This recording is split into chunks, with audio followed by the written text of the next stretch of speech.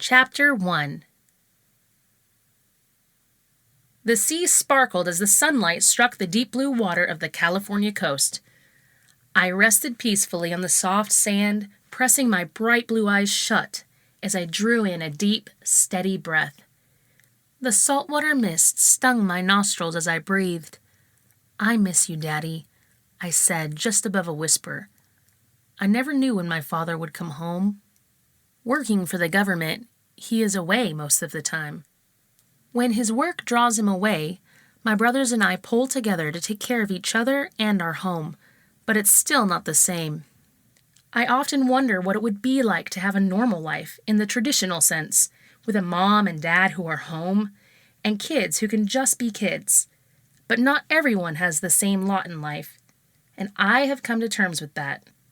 With a soft smile creeping across my face, I listened to the water splashing against the rocks. Opening my eyes, they drifted to the sight of seagulls soaring through the still blue sky. One of the birds gracefully dipped down into the water. There is no place more peaceful than right here.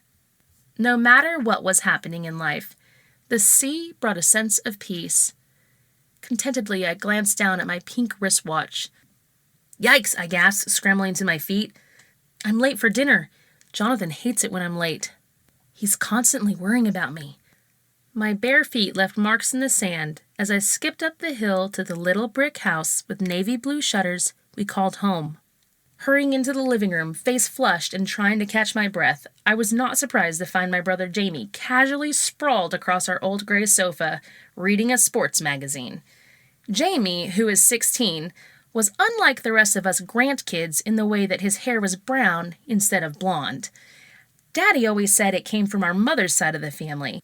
I often wondered what my mother was like. I never knew her because she died when I was born. I assume Jonathan remembers her well, but he is always reluctant to talk about her. "Jamie, would you get your nose out of that magazine and finish your chores?" Jonathan reminded for the upteenth time as he entered the living room with his hands authoritatively on his hips.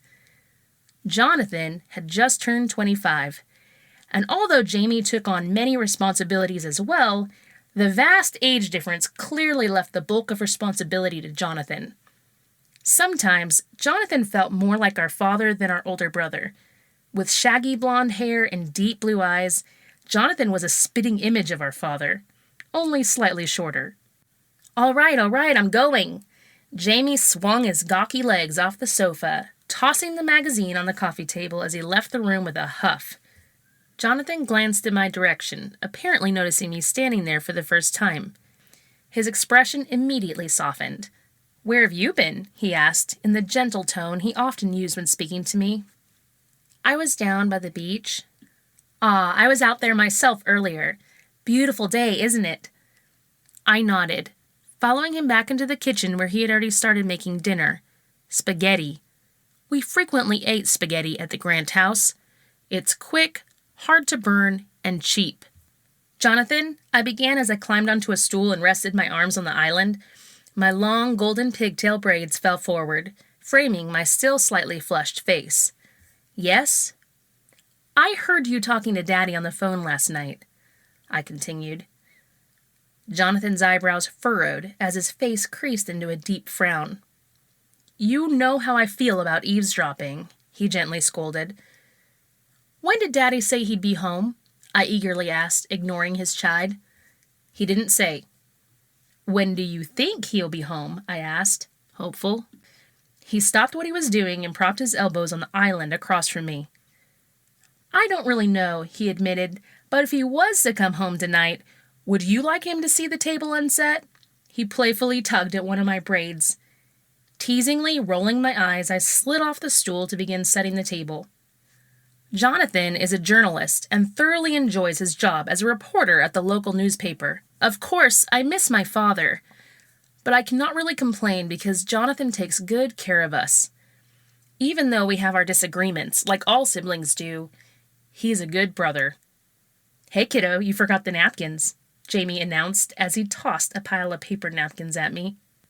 Of course, they went flying everywhere, which I am sure was his intent. "You're so helpful," I teased, tone dripping with sarcasm. I know. What would you do without me? He winked. Jamie was a star football player at our small private school. Even though he had 2 years of high school left, scouts were already coming to see him play. He was hopeful that he would be given a football scholarship to attend college. Jamie is such a cut-up. He loves pranks, thrives on teasing, and adores being teased back. It's going to be different when he does go off to college. He's always here to lighten up any mood, and with 3 stubborn Grant kids under one roof, heaven knows there are many moods. Ready to eat? Jonathan asked as he placed an overflowing bowl of spaghetti on the table.